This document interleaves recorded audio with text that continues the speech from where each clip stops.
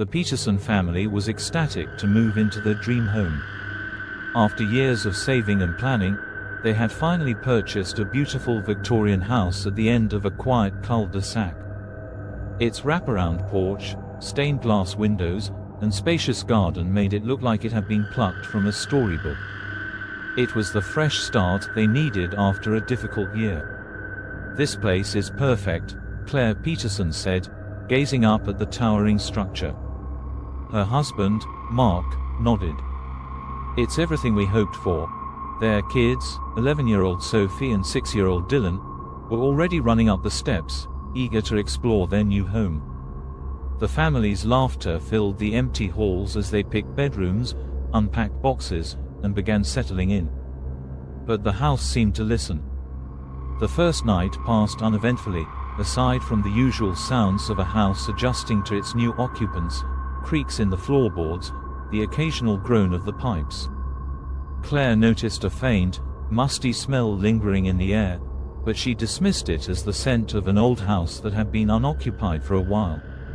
By the second night, things started to feel off. It began with Dylan, who woke his parents around midnight. "Someone's outside my window," he whispered, clutching his teddy bear. Mark checked but found nothing except the still, empty yard.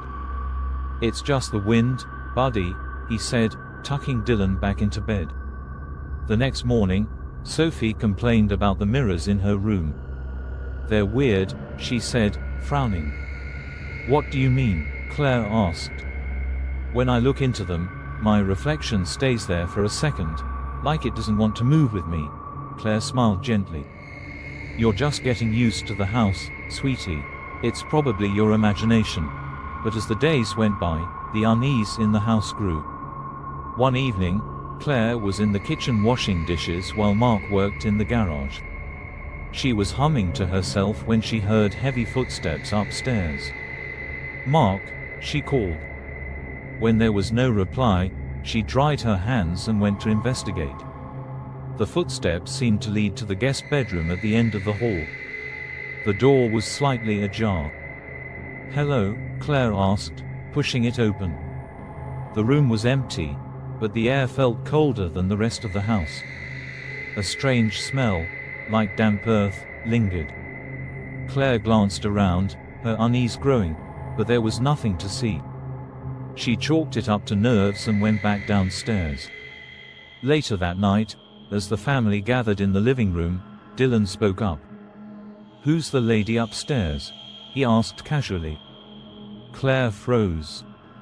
"What lady, sweetheart?" "The one in the black dress. She was in the hallway when I went to the bathroom." Mark and Claire exchanged worried glances. "Sophie, did you see anyone upstairs?" Mark asked.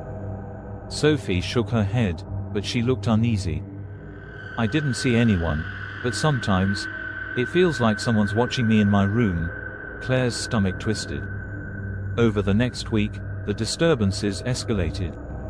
Lights flickered, doors slammed shut on their own, and Sophie began complaining of vivid nightmares. She described a shadowy figure standing at the foot of her bed, watching her with hollow eyes. Dylan became withdrawn, often staring at nothing and whispering to someone who wasn't there. "I don't like it here," he finally said one morning. "The lady says we don't belong." "The lady?" Mark pressed, his voice shaking. "She lives here," Dylan whispered. "She says it's her house." Determined to get answers, Mark and Claire did some digging into the house's history. What they discovered sent chills down their spines. The previous owner, a reclusive woman named Agnes Whitmore, had lived in the house for over 50 years. She had died there alone, her body undiscovered for weeks. Locals whispered that she had been deeply possessive of the house, refusing to sell it even as it crumbled around her. "She's still here," Claire said that night, her voice trembling. "That's ridiculous," Mark argued, though his tone lacked conviction. That evening, as they prepared for bed, the disturbances reached a fever pitch. The lights in the house flickered violently, and a deep, guttural moaning echoed through the halls. Doors slammed shut, trapping the family in their rooms. In Sophie's bedroom, the mirror cracked down the middle, revealing the shadowy figure Sophie had described. It stepped out of the fractured glass, its hollow eyes fixed on her. Sophie screamed, but the sound was drowned out by a deafening wail. In Dylan's room, his bed shook violently as he cowered beneath the covers.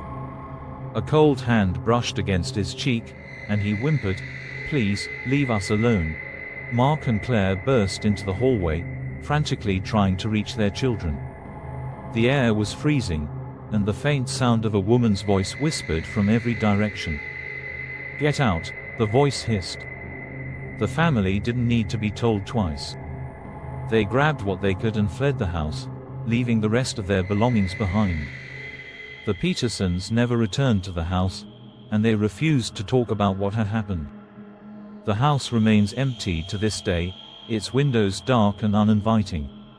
Locals say that at night, you can see a figure in black standing in the upstairs window, watching and waiting for the next family to make the mistake of moving into her house.